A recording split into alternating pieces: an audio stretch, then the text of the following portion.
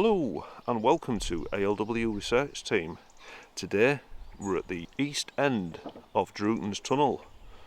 Drewton's tunnel was 1 mile and 354 yards long, which is just short of 2 kilometres for the metric fans. Now this was the end of the Little Wheaton cutting here, but it's been almost completely filled in, and just down there is the east end portal. So we're going to go have a look at it now. Let's go. Oh, I forgot to mention, this is private land. This is a farmer's game reserve, so we've got permission to be here. That's how we've got in. This was a double track line, and that is the magnificent east portal of the Drewton's tunnel. We've got the key for the gate as well, so we'll just get sorted. And we'll see you inside the Drewton's tunnel. So we're inside the tunnel now, and we've got our first refuge here, built into the brick. The bricks have decayed. The surfaces have been popping off where they've been getting damp and then freezing in the winters. The refuges aren't very deep.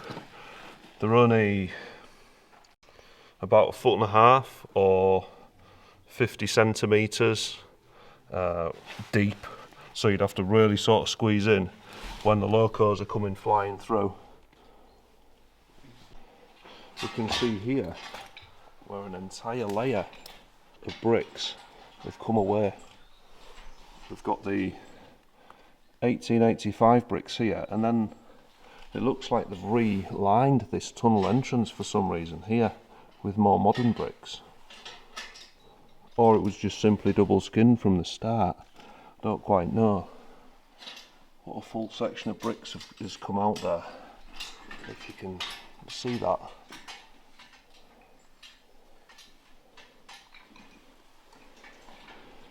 And there's a wooden post. I don't know what that would have been.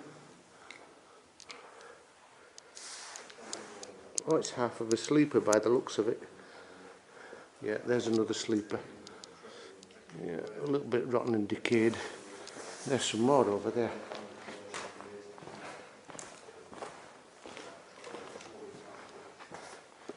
Sleepers laid on the floor. I hope you're enjoying this Hull and Barnsley series. We're hoping to get all the way to Starefoot, where the Hull and Barnsley railway finished at the end. Paul's just found something now. Is that a railway spike? Looks like it, yeah. Excellent. So that was what held the shoes to the sleepers, is that right? I'll be correct, yes. Nice. It's left on the ground there. And all these are the faces of bricks that have frozen and then popped off in the cold. We'll possibly see later, deeper in the tunnel, where it didn't get as cold, we'll hopefully stop seeing the bricks decaying like that. So as we're getting further into the tunnel, it looks to me like they've tunnelled into the chalk, and they haven't bothered bricklining it because they thought the chalk was probably stable enough now. But certainly it's making it a lot brighter. You can see the light shining off of the white background now. The arch of the tunnel is still brick, but the chalk is up to about 10 foot, I would think. There's another refuge, brick built into the chalk. You can see slight bits where the walls have been repaired. Here, see how it's all decayed there, and then there's new bricks here. These are more modern. Probably say these are from the 1940s, 1950s. And there's a lot of mortar here to adhere these bricks to the surface to bulk it up where there's been damage.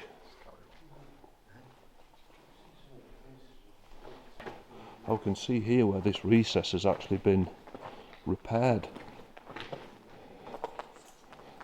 Pre-1958 this would have been repaired. The brickwork is fantastic. There's been some real care gone into repairing that. And then they've bonded in the wall section there, just along this seam.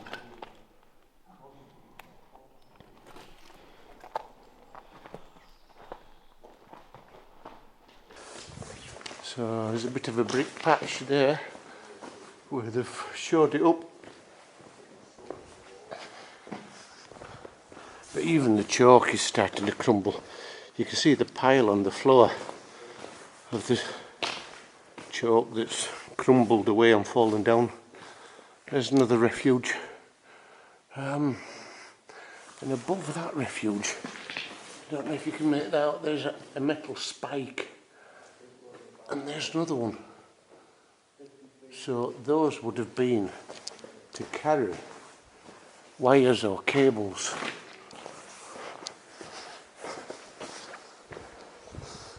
There's 5 vents along this tunnel, and they're all large vents, just to let the smoke out and let fresh air in for the passengers and the freight. Here, this is a surveyor's tripod that's been left behind. The surveyor has left that in here for some reason. We've got a really old bag of Walker's crisps there. 31st of June 96, they went out of date. Salt and vinegar, Walker's.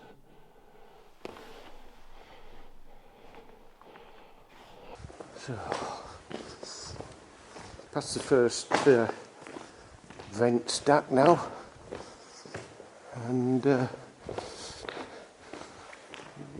in the distance I can just about make out where the next one is. Got a fair bit to go yet. Another refuge here that's been repaired. You can see the more modern bricks around it. They must have had a problem with brick sickness, where the bricks have crumbled. And this has been relined. So right up till the very end of the Hull and Barnsley Railway, money was being spent on it to repair it. Now then, I think that was a bat that just flew in front of us. A metal object here, don't quite know what that was, but it's made of Dexian. Now Dexian was big in the 60s and 70s, and it was just an angled metal with holes in it, and you could more or less use it to construct anything. It was only lightweight, it was meant for shelving and racking and things like that, but that has got mesh on it with holes in. So it's obviously been something for ventilation. I don't know what it was. Nothing else I can see that relates to it. The face of a brick that's fallen down. And we can also see these are lumps of coal. I thought it was ballast. Well, that's actually coal that's fallen out of a tender as trains have thundered along here. This part of this line was built on a 1 in 100 incline, so the engines did have to work very hard along this section of line between Willoughby and Carcalla and South Cave. There was quite an incline that they had to put a lot of effort into, a lot of water, a lot of coal. This line didn't have a great deal of success with passenger numbers, unfortunately. A lot of the success was with freight. Got a marker post there. Wow, so we've got 2 recesses here, 2 refuges. There's one here, and then there's another one here. But this looks like it's been used for possibly signalling. This wasn't a refuge for personnel, it was a refuge for signalling equipment, and it's still got this wooden post, and it used to have something affixed to it. It's fairly warm down here. I should say it's about 20 degrees. Certainly feels it. So we're about 100 yards into the tunnel now, and we're going to continue towards the west portal, which unfortunately there's a chalk quarry at the west portal operated by Stonledge Limited, and there's a lot of backfill slurry, and the backfill slurry has gone into the west portal, making it almost impassable. A channel called IKS, they tried getting in that end, as did Ant Dakin from Trekking Exploration.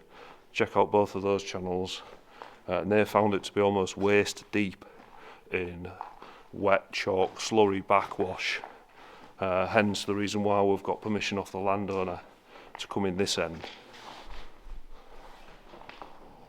We can see now indentations from the railway sleepers, a set there and a set there.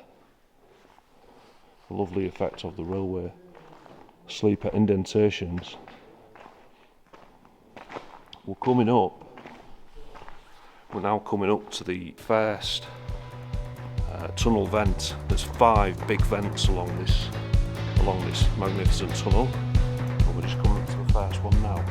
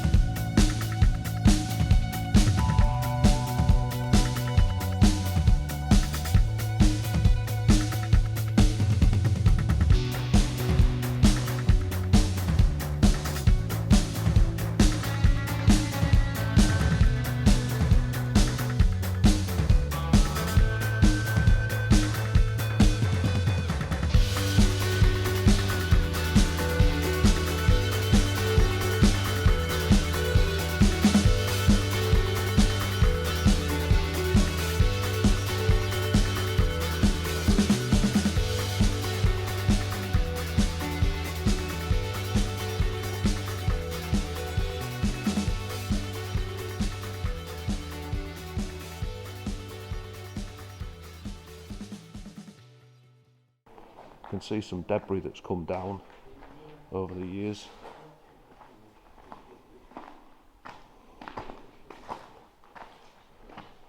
Wow, there's actually some railway sleepers still here.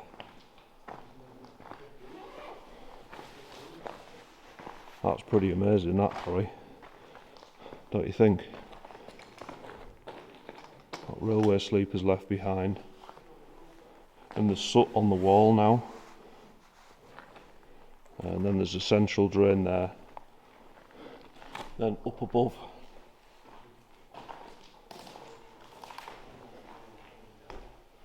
daylight from the vent. So at this point we're not actually that deep. I think we're only about 50 feet deep at the minute before we get to the next vent. So signs of collapse everywhere, but it's only slight. You know, it's mainly at the sides. The roof itself is well intact. I haven't seen any signs of the roof being unstable at all. Just the side walls.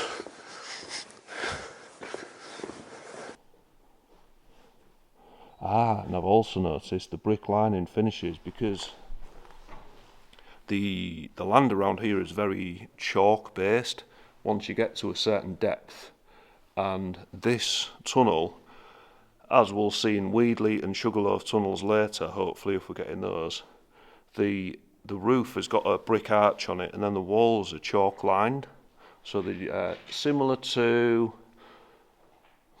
Sherwood Rise tunnel that I did with Trek and Exploration. I'll leave a link in the description box to that.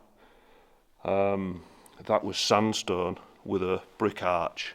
This is chalk lined with a brick arch roof, just a little farther along. So there's plenty of refuges about. There's another one.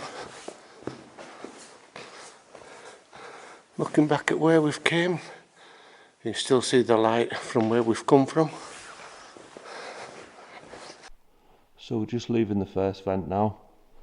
We're a good couple of 100 metres into the tunnel now, and we've got one of the first drains we've found just below us here. The sandstone top's been moved probably from when they were lifting the track. They've also left a few railway sleepers behind, and you can see the stakes that held the shoe in, that then held the rail down. We've got some soot on the wall here from back in the steam days. Soot's quite thick. And then there's a large section of dumped coal just on the floor here. It's railway steam engine coal, just not combusted. Big lumps of it, just never been burnt. Not really sure why that's here.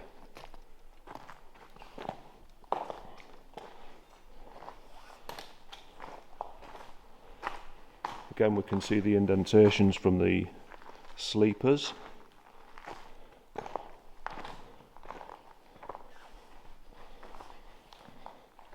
And then we start on the chalk lining at the edges of this tunnel. Now then, here we are at the second vent.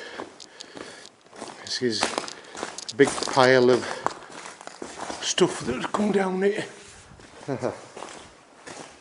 And there it is.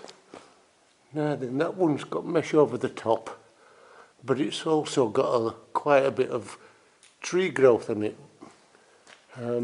This one's very clean, there's hardly any soot in this. The brickwork is very clean and pristine almost. We've got lots of ballast left behind here. You see that magnificent recess that's dug into and brick line arched in the chalk surface. Okay, we had a little pause there for a bite of something to eat, and we're venturing deeper into the tunnel now. We're about a third of the way there. Well, no, 2/5. We've seen 2 vents, and there's 5 in total. So if we've got to vent number 2, we must be 2/5 of the way in. See, I was good at maths me at school.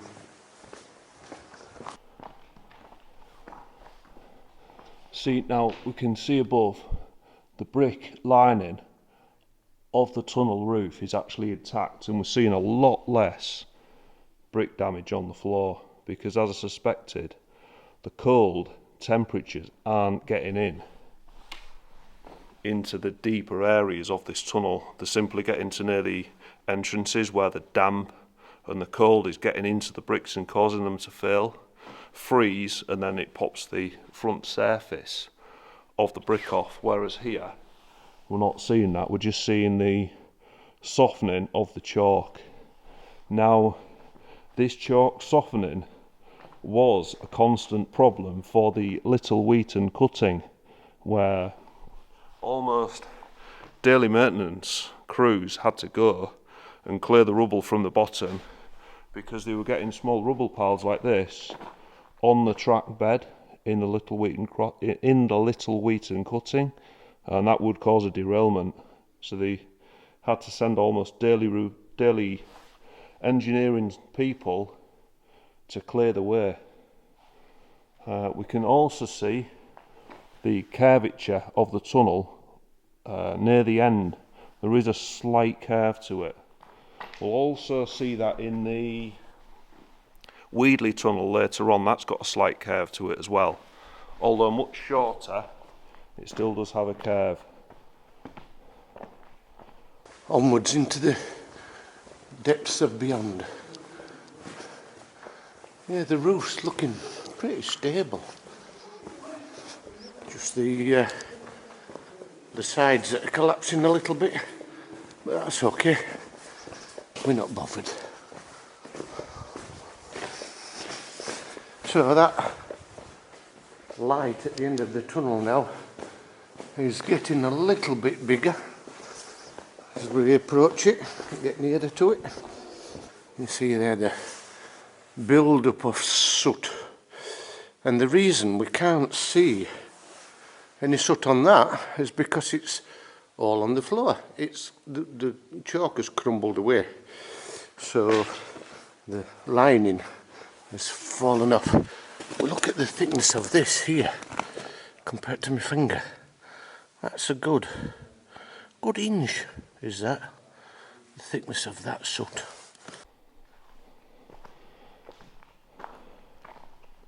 Now, Bishop Barton College used to have some science experiments down here, and I believe this was one of them. It was water irrigation, water collection, dew points, temperatures, things like that. I believe this is one of the weather stations that Bishop Barton College placed in this tunnel many years ago now. I'm probably talking 1990s they did that. I've been on a site called 28 Days Later, which is 28DL on the internet, and I remember seeing a report of this tunnel and that weather station was intact. I'm starting to see the recesses cut into the chalk now and just simply lined, and then the soot that's stuck to the chalk.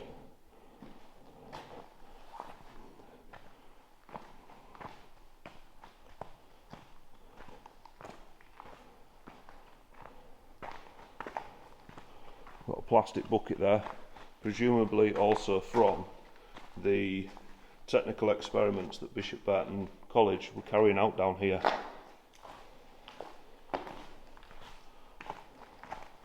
I'm just going to catch the other guys up, because the last thing you want on a video is 20 minutes of me talking. So interestingly, we can see there where one of the recesses has actually collapsed. These are the brick arches that were part of the recess have just simply fallen off. We can see there where the bricks have actually met. Now then, look, there's a survey mark. So that tripod we saw earlier on in the tunnel, that could very well have been those people that was doing the survey, and they've gone off and forgotten part of the gear. More refuges. That looks to be, I can see 3 layers of brick there on the outside. Because obviously it's more on the inside because it goes deep so you can get out of the way. We're really starting to see the indentations in the ballast from the sleepers that were pulled up in the early 1960s. Then we'll see here there's an entire section that is brick lined, possibly due to the vent above, because we're just getting up to the second tunnel vent now.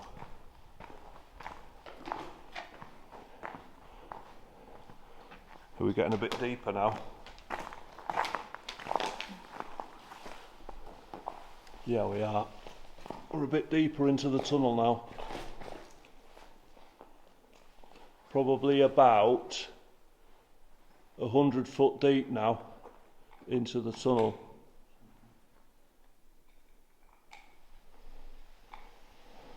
Now I've got my friends with me. I've got Harry, Paul and Dave. Another survey marker. .60. Wonder if that's meters. more. There. 1100 and a line. And on the other side, we've got dot 59. Dot 58. Well, that was more than 2 metres between those marks, so I don't think it denotes how many metres we're in. As we can see by this pile on the ground, we're underneath the next air shaft, air vent. There you are, looking up that, another one with metal grid on the top. This one's not all covered over with foliage like the last one was. So there you go. Just here we've got some fish plates that held rail lines together. That gives, when you're travelling on a train and the tracks are going da-doof, da-doof, da-doof, da-doof, they're going over fish plate jointed rail like this, where more modern high-speed rail is electro-welded together, so each joint is welded and then smoothed off, so it's all one piece of line. Older railways were joined with fish plates like that, where there was a set of 4 bolts went through each line, bolting it together to make it one continuous length.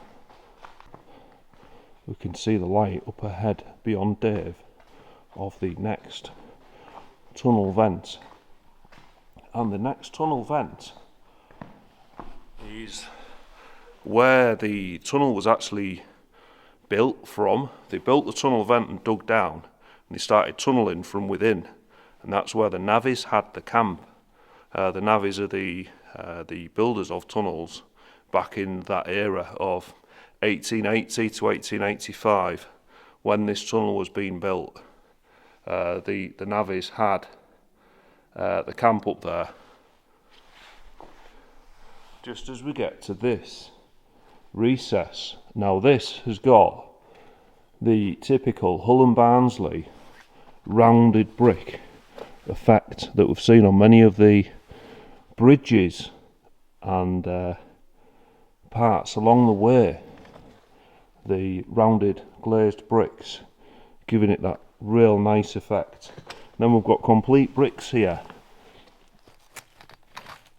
that have presumably fallen down over the years. They don't have any markings, but they've got a little indent there.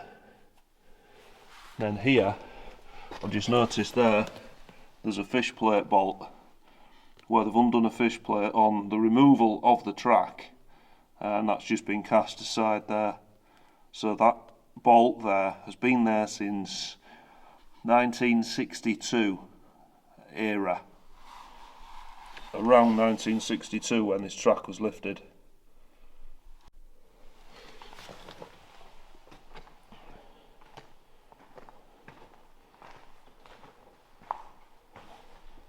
So someone's made a smiley face in the chalk. U-O-I-E,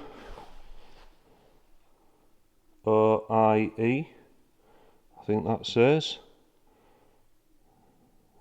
I don't know what that means, but if you made that, whoever you are, there it is. And we've got the smiley face, which is rather nice. I'll leave that behind. I think we've got another vent here. So this is the third vent, and this one is just on the corner near Ripplingham. This is the third and deeper vent. I very nearly lost a drone down here once because I lost contact with the drone and it started to lower to land because there'd been a software update, and the software update changes it from return to home, which is return to the home point. It changed it to land, and it started to land, and I was right above that vent and it was coming down. So I nearly lost the drone then. That was the DJI Mavic Mini, which had then incidentally crashed in Weedley Tunnel and had to go get it. I don't fly tunnels, don't fly drones in tunnels anymore. And then the embankments were built from the spill, mainly from this tunnel, this being the larger tunnel. The spill was taken out and used for the embankments at Willoughby and Carkeller and further into Hull, near Springhead Halt and onwards. Some of the embankments are still there, as you saw in episode 1. The Hull Docks branch is still running on spill dug from the Little Wheaton cutting and these tunnels.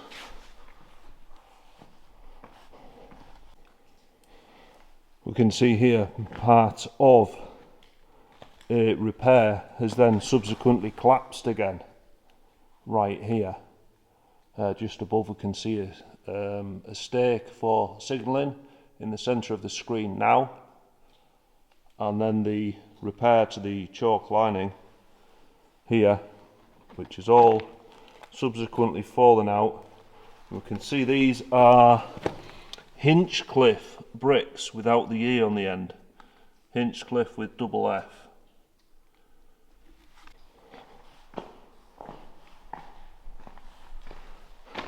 Now, unfortunately, in a couple of 100 metres or so, or about 300 and something feet for the metric folk, the ground's going to start getting wet and it'll start filling up with backwash slurry from the Stoneledge Chalk Quarry. So it will get to a point where it will become impassable.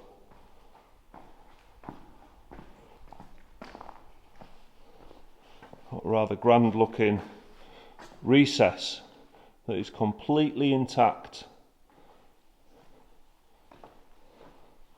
What's that? There's an iron bar there, possibly off a coal wagon. Doesn't look like track work. That looks like one of these staple sheet pieces that used to be on the old wagons of this predominantly used for freight line. So we've got a survey marker here, 1,900, so I'm presuming it's 1,900 metres from the start of the tunnel. You see the lights down there from the other guys. They're taking some photos and things down by the air shaft.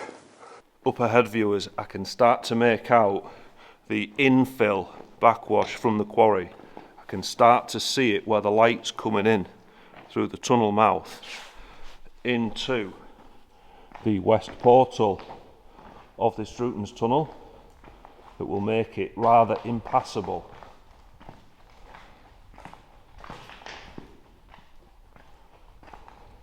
I can feel the air getting damper as well as we get closer to another tunnel vent, the fourth tunnel vent on this journey. We've got another piece of woodwork here. This looks like it was part of the sign. It's got the staple in the centre. This looks like it was part of some sort of notice or sign within this tunnel. If you know what that would have been for, or earlier on the post that was in its own recess, please leave a comment and let me know, because I'm intrigued and interested.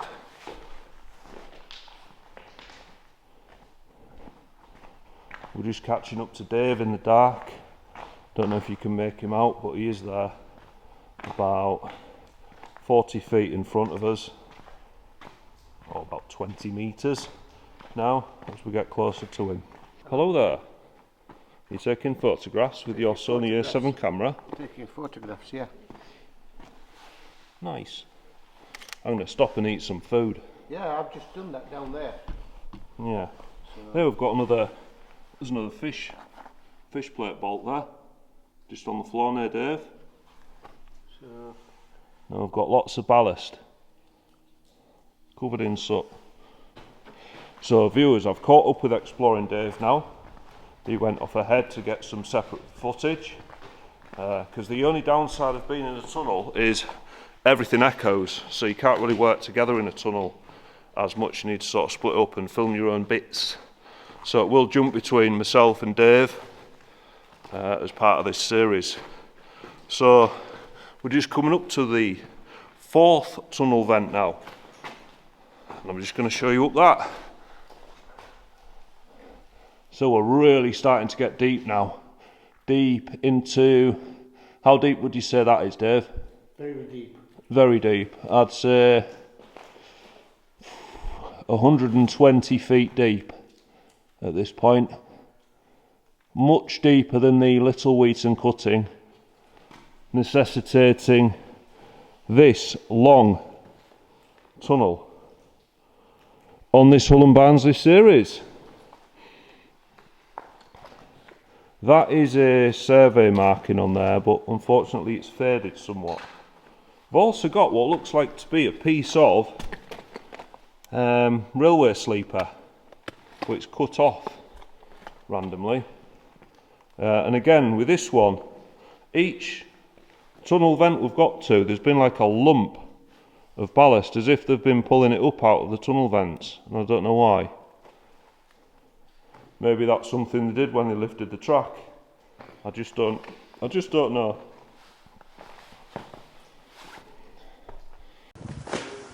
You see, look how the water's coming down there, and it's forming deposits over the chalk. It's really cool. So viewers, we're just near the 4th tunnel vent just there, and on part of the brick structure there's this sign, or this wooden board. I think it used to be part of signage. If you can tell me otherwise, please let me know. It's just there. We've got the chalk face there and a recess. That is the east portal that way, and the west portal that way. So that way is the next station stop, that way is South Cave. The next station stop that way is Little Wheaton. And we've got this quaint little sign here, or what remains of what I think was a sign. We've got little wooden blocks here. Don't know if these were something to do with holding the signalling wires, and they've just been discarded as they've pulled all the signalling away that used to be on those stakes. And can anyone tell me why each vent has got like a pile of rubble next to it? Is that something that the railwaymen did when they were removing the rails? Did they do that? If you know, please leave a comment. Yeah, see, we're starting to get some water coming down now. Lots of calcium build-ups on that. You see how it's run down on here, and it's starting to form like stalactites on this refuge. Cool nature. And there it's on the chalk. Nice. The startings of small stalactites. Just starting. Got some stalactites, Dave. Just starting. They're in Oh their yeah, infancy. they're soaking through, aren't they? Soaking. So if we come back down here in say 10 years, there'll be some stalactites there. Yeah, lovely. We're beginning to see the accelerated rate of decay of the bricks again as we get to the damp west portal.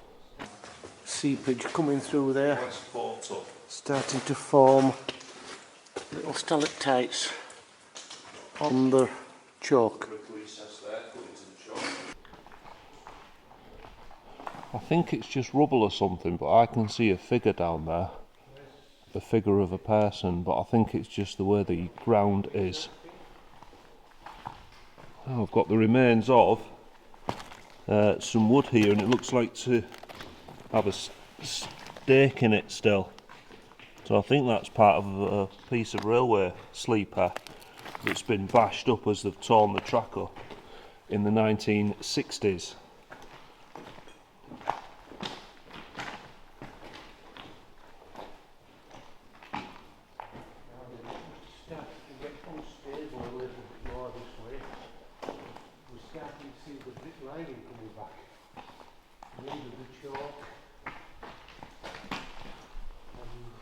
We should be coming up to the fifth and final tunnel vent of this Drewton's tunnel now. See that it's immediately made it darker because we haven't got that white reflecting the light back. That's why they use it in ROC posts, isn't it? That's correct. ROC posts are always painted white. ROC being Royal Observer Corps, they were a nuclear monitoring post from the Cold War era, set up in 1948 I believe, and they didn't get stood down until 1991. I nearly sneezed then. It's because of the cold damp air from the west portals starting to come in now. We should hopefully get to the fifth tunnel vent along here before the ground starts getting very wet.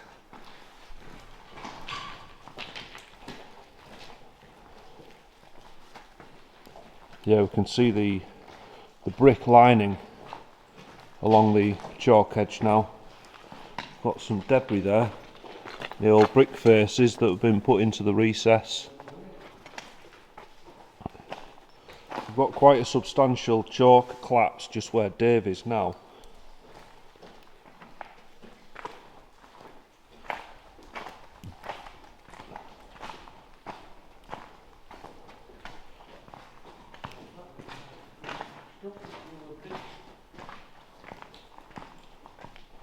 That's quite a substantial fall there. A little worrying really, because that is actually holding up the brick arch above. We've got quite a lot of soot deposits on the brick lining there, so we should be getting towards the fifth vent.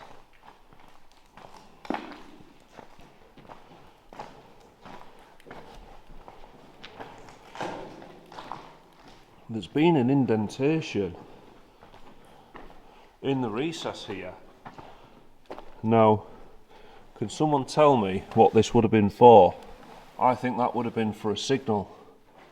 There's indents, there's bricks missing where something's been fitted into the wall there. And then another there. That's been used for something. And what could that have been used for?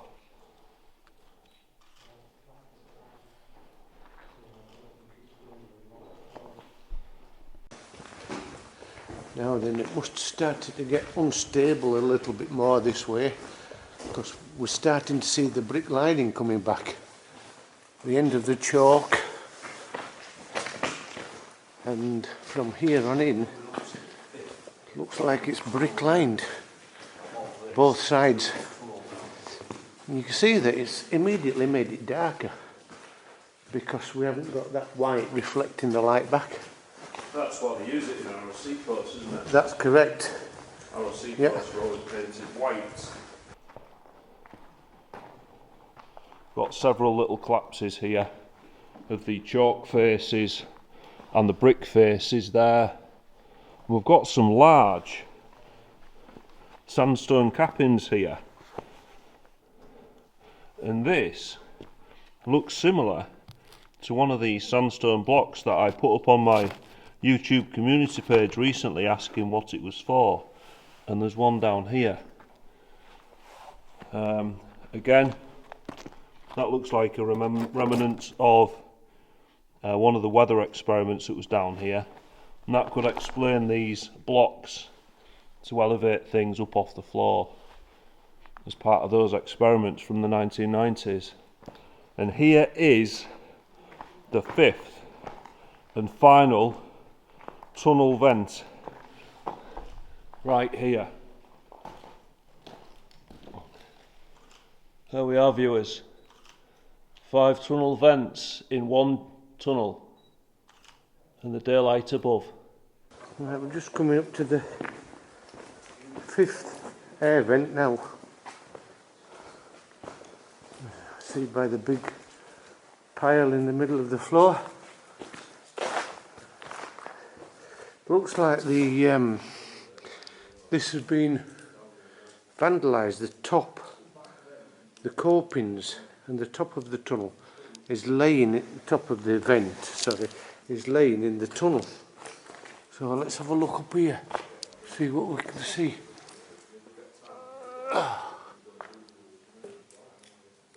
Yeah, it's still got a mesh over the top, but that vent looks very eroded. Very. There's quite a lot of debris that looks like it's made its way down here over the years.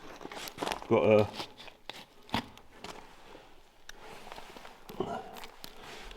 Killinghurst brick there, and then again some sandstone ashlar top in there, but I don't think that was part of the tunnel, unless that was the sandstone top of this tunnel vent that's been knocked in. Have they knocked part of the tunnel top in to dispose of it? We saw at the Sands End tunnel, I'll put a link in the description box, the actual tunnel vents on that had been basically bulldozed back down the hole and they'd capped them off. Now, yeah, that's fine if you're the landowner, but I'm wondering in the future, is that capping going to rot away and then someone unbeknown in a tractor or a heavy machine going to end up coming down these vents?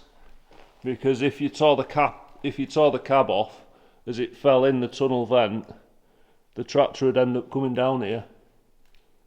You get the body down. So this sandstone top here, I'm beginning to think was part of the tunnel vent top, because you can see a slight curvature to it, as if it curved around the tunnel vent. Got some old timber there, and some more of this propylene tubing.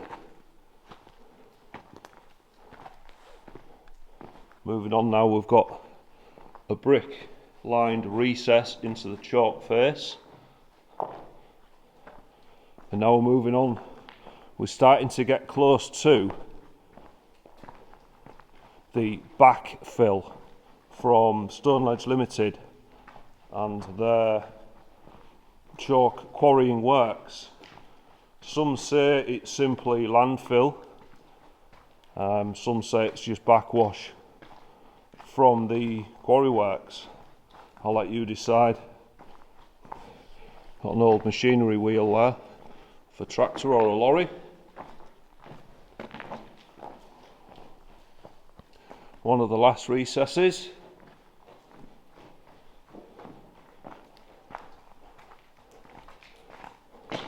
We can see where this wall, that's the first part of structural degradation that I've seen on a major scale. That wall's actually bulging there. I don't know if we'll be able to make that out if we stand near it. Yeah, that's coming out at quite an angle. I don't know if you'll be able to make that out on camera, but there is quite a bulge to that. That's coming out about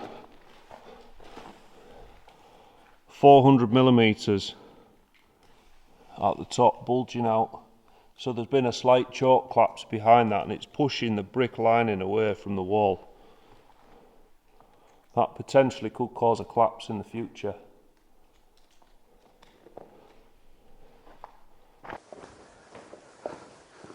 Yeah, then this is starting to look like it's a bit boggy and muddy. Don't think we can exit this side. Another little collapse there.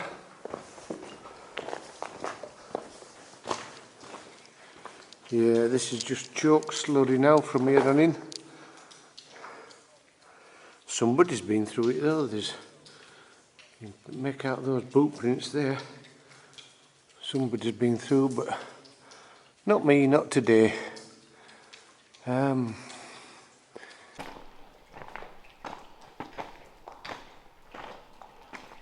there's very little point in us going any further because we will just get absolutely grafted. And if you drop anything, you ain't getting it back out again. 'Cause it's just like sinking mud. Dave, do you want to go a bit further? No, thank you. Quite all right. Yeah. Mainly because we left the vehicle at that end, so we've got to go back. Yeah, the vehicle's at the farm at that end. So, Yeah. Yeah, and that is the backfilled end of the Drewton's tunnel, the western portal. So going that way, there's a short couple of 100 yards before the Sugarloaf tunnel. And then there's a cutting with a 3-arch viaduct before the railway goes underground again at Weedley Tunnel. Before coming out, there used to be a road bridge, but that's been filled in now and it's just a section of road before you reach South Cave railway station. So that was Drewton's Tunnel as part of this Hull and Barnsley series here at ALW Research Team. Please subscribe if you haven't done already and hit the little bell to receive notifications of new videos. And I'll see you every Thursday at 4 PM UK time and occasionally Sundays with bonus content at 11 AM. Bye bye for now.